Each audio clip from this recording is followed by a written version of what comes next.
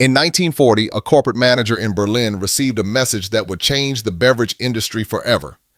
The message was simple. Your supply line is cut. The factory is shut down. You have 3,000 workers with no product to make. The distribution network that took a decade to build will collapse in weeks. Find a solution or lose everything. The manager's name was Max Keith. He ran Coca-Cola's German operations, and what he created to solve this problem became one of the most recognizable brands on earth. A brand that millions of people consume every single day. A brand that was born from a desperate need to keep selling drinks to Nazi Germany while America and Germany were at war. This is the story of Fanta. And this is the story of how Coca-Cola never stopped making money even when the world was burning. If you're here for the hidden stories of corporate profit during wartime, make sure you're subscribed to the channel and hit the notification bell so you don't miss our next investigation. It helps us a lot if you like and share these videos with anyone else who loves uncovering the truth behind the brands we use every day. The year was 1929. The Coca-Cola Company was expanding aggressively across Europe. Robert Woodruff was the president of Coca-Cola in Atlanta. He was obsessed with global domination. His vision was simple. Every person on Earth should be within arm's reach of a Coca-Cola. Europe was the next frontier. Coca-Cola opened its first German bottling plant in Essen in 1929. It was a modest operation, 2 production lines, a distribution network covering the Ruhr Valley industrial region. Germany was an untested market for American soft drinks. The German population drank beer. They drank mineral water. Carbonated sugar water was a novelty. But Woodruff saw opportunity. Germany was recovering from the economic catastrophe of the 1920s. Hyperinflation had destroyed the currency. The middle class had been wiped out. But by 1929, stability was returning. The Weimar Republic was functional. The German economy was growing. Woodruff believed that if Coca-Cola established dominance before competitors arrived, Germany would generate massive profits. He was correct. By 1930, Coca-Cola operated 23 bottling facilities across Germany. By 1939, the number had grown to 43 plants. Germany consumed millions of cases of Coca-Cola annually. It had become the second largest market for Coca-Cola outside the United States. The architect of this expansion was Max Keith. Keith joined Coca-Cola Germany in 1933. He was 31 years old. He was methodical, efficient, and understood one fundamental truth about consumer products. Coca-Cola wasn't selling a beverage. Coca-Cola was selling a habit. The goal wasn't to convince a customer to buy one bottle. The goal was to make that customer buy a bottle every single day for the rest of their life. Keith focused on one thing: availability. He placed Coca-Cola in every possible location: train stations, restaurants, corner stores, factory cafeterias, movie theaters, sports stadiums. Coca-Cola became embedded in German daily life. Workers drank it during lunch breaks. Families served it at celebrations. Moviegoers bought it at cinema concession stands. By 1939, Coca-Cola was a German institution. Then everything collapsed. On September 1st, 1939, Germany invaded Poland. Britain and France declared war on Germany 2 days later. The conflict was still regional. American companies continued operating inside Germany. Coca-Cola's factories kept producing. Shipments of Coke concentrate continued arriving from Atlanta. But Keith understood what was coming. If the United States entered the war, the supply line would be severed. He began stockpiling concentrate. Every shipment from Atlanta went into storage. Keith calculated that his reserve would sustain operations for 18 months. It was a calculated risk. If the war ended quickly, the stockpile would be wasted inventory. If the war expanded, the reserve would keep the German operation alive while competitors failed. The gamble bought him time, but time ran out. December 8, 1941. The United States declared war on Germany. The trade embargo was immediate and comprehensive. No American goods could enter Axis territory. That included Coca-Cola concentrate. The secret formula was manufactured exclusively in Atlanta. German factories couldn't produce it. Keith's stockpile sustained operations through the winter. By March 1942, the reserve was exhausted. 43 bottling plants shut down. 3,000 employees faced unemployment. Keith had contracts with 12,000 retailers across Germany and occupied territories. Every one of them was demanding product. The distribution network that took a decade to build was collapsing. Keith sent an urgent message to Coca-Cola headquarters in Atlanta. The content was direct. We need authorization to develop a substitute product. We cannot manufacture Coca-Cola without concentrate from Atlanta. We can manufacture something else. Do we have permission to proceed? The reply arrived 3 weeks later. The message from Atlanta was equally direct. Do whatever is necessary to keep the business operational. Do not use the Coca-Cola name. Do not use the Coca-Cola trademark. Maintain the distribution network. Protect the infrastructure. Keep the bottling plants running. Keep the workforce employed. When the war ends, we will resume normal operations.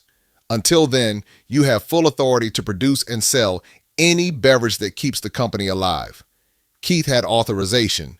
Now he needed a product. The problem was ingredients. Germany was under total blockade. The British Navy controlled the Atlantic. Supply lines from South America and Africa were severed. Sugar was rationed. Citrus fruit was unavailable. The ingredients that made Coca-Cola were impossible to obtain. Keith needed to create a soft drink from materials available inside. Wartime Germany. He assembled a team of chemists and food technicians. The directive was simple. Find whatever ingredients are available. Create a beverage that tastes acceptable. Make it cheap to produce. Make it scalable. The team began experimenting. They tested every available food byproduct in German factories. The results were initially disastrous. Early prototypes were undrinkable. Some tasted like industrial chemicals. Others had the consistency of syrup. The breakthrough came from an unexpected source: apple fiber waste. Germany had a massive apple processing industry. Factories produced apple juice, apple cider, and apple preserves. The process generated enormous amounts of waste. Apple pomace. The leftover pulp and fiber after juice extraction. It was usually discarded or used as animal feed.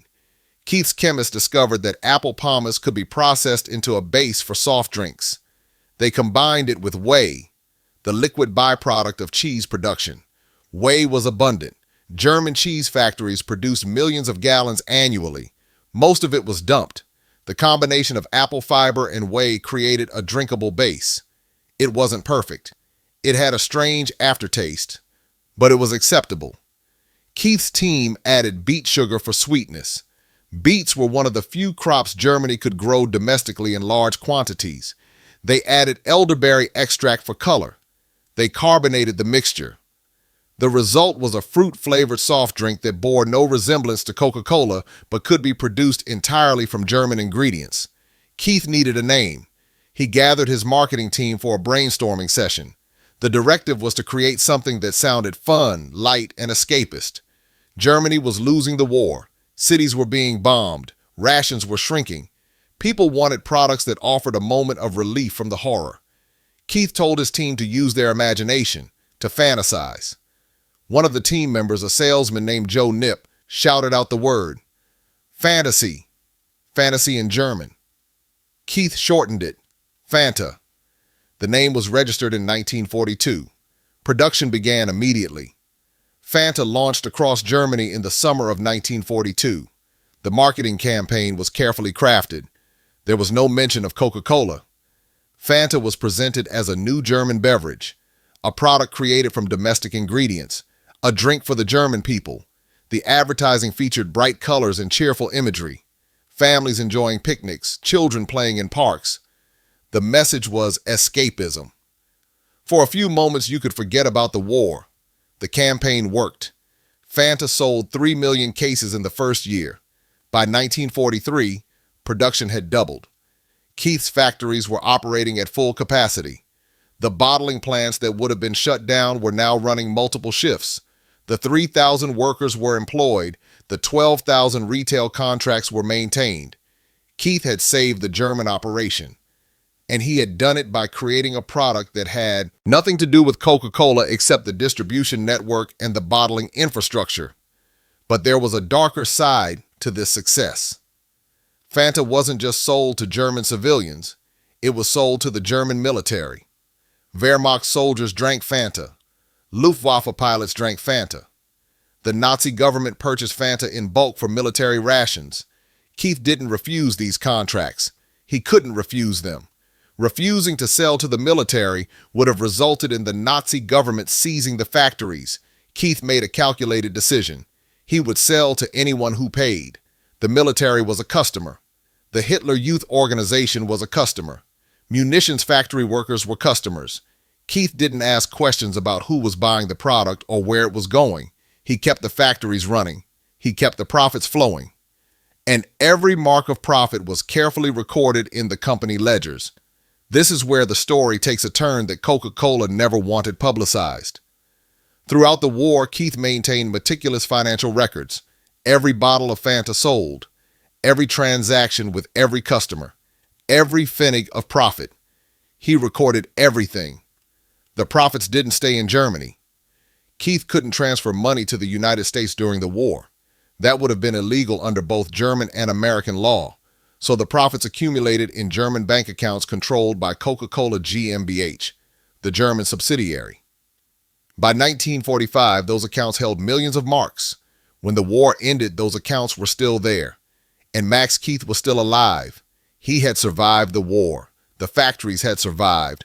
Most of the infrastructure had survived. The distribution network was damaged but intact, and the bank accounts were full.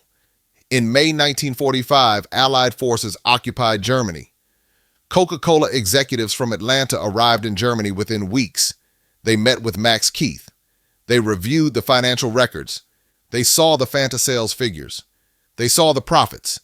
And they made a decision that would remain secret for decades. Coca-Cola reclaimed every pfennig. The profits generated from selling Fanta to Nazi Germany were transferred to Coca-Cola's corporate accounts. The justification was simple.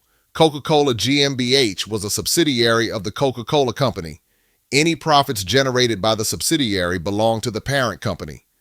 The fact that those profits came from sales to the Nazi military was irrelevant. It was legal. It was business.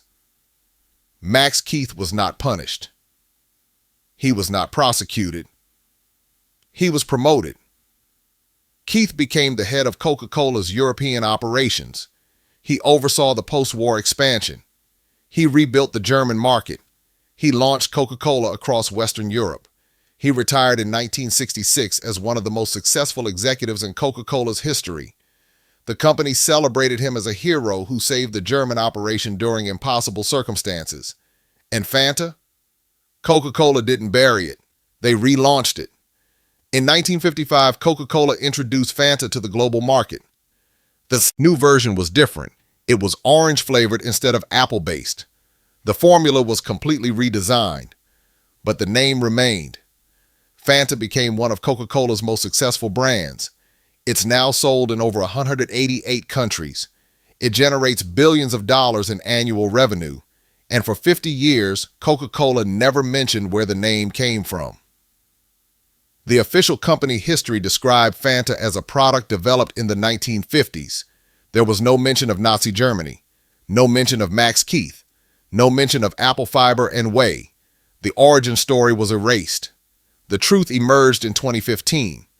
A German historian researching corporate collaboration during World War II discovered the financial records in Coca-Cola's German archives. The documents detailed everything: the development of Fanta, the sales to the Wehrmacht, the profits transferred to Atlanta after the war. The historian published the findings. Media outlets picked up the story. Coca-Cola was forced to respond. The company issued a carefully worded statement. They acknowledged that Fanta was created in Germany during the war. They acknowledged that the German subsidiary operated independently during the conflict. They acknowledged that profits were repatriated after the war. But they emphasized that Coca-Cola GmbH was technically a separate legal entity. They emphasized that Max Keith was not a Nazi Party member. They emphasized that keeping the factories operational saved jobs. The statement was corporate language designed to minimize controversy. It worked. The story generated brief headlines and then disappeared. But the facts remain. Coca-Cola never stopped making money from Germany. When the war severed the supply line, the company didn't shut down. It adapted. It created a new product from industrial waste. It sold that product to anyone who would pay, including the Nazi military. It collected millions in profits. And when the war ended, it took every mark and turned Fanta into a global brand worth billions. There was no moral hesitation. There was no ethical debate. There was only the business decision. Keep the factories running. Keep the distribution network alive. Keep the profits flowing. And when the war ends, resume normal operations as if nothing happened. This is how corporations operate during war. They don't pick sides based on ideology. They pick sides based on profit. Coca-Cola wasn't collaborating with the Nazis because they supported fascism. They were collaborating because Germany was a profitable market. When the supply chain broke, they didn't abandon the market. They found a way to keep selling. And when the war ended, they collected the money and moved on. No apologies, no restitution, just business as usual. The genius of this approach is that it's perfectly legal. Coca-Cola didn't violate any laws. The German subsidiary operated within German regulations. The repatriation of profits after the war followed standard corporate procedures. Everything was documented. Everything was above board. And that's precisely why it worked. The story of Fanta reveals something uncomfortable about the companies we trust. The brands we consume every day don't operate on the principles we imagine. They don't care about right or wrong. They care about profit. During World War II, Coca-Cola sold drinks to Nazi soldiers. Ford built trucks for the Wehrmacht. IBM provided the punch card systems that organized concentration camp records. Standard Oil supplied fuel technology to German factories. And after the war, all of these companies continued operating. They collected their profits. They paid their shareholders. They expanded into new markets. Because war is business, and business never stops. If this story changed how you see the brands around you, please hit that like button. Every like tells the algorithm to show this to more people. Hit subscribe and turn on notifications. We're uncovering the corporate secrets they buried in history. Drop a comment and tell us where you're watching from. Are you watching from the United States, United Kingdom, Germany, Australia? Our community is global. You're not just a viewer. You're part of exposing the truth. Thank you for watching, and thank you for making sure these stories don't stay hidden.